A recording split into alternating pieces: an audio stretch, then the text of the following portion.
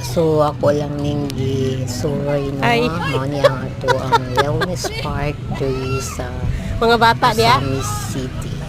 Ah, So kani nga time is adlaw nga Domingo. So daghan ang nanuroy ani. So ako unang gituyo kay daghan diring mga stool sa atubangan ni siya no sa wellness park. So na yung mga nagkadaiyang mga baligya.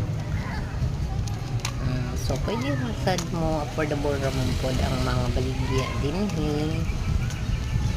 Naani siya sa pinakaatubang makita dayon.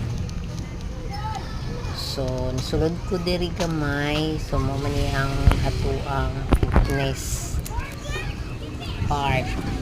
Dayon balik na ko dito sa front.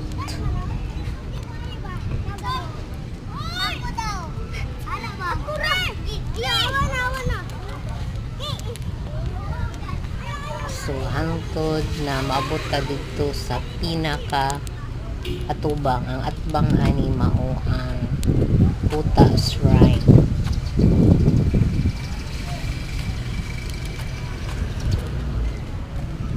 Basta weekend, Saturday and Sunday daghan yung manuroy diri.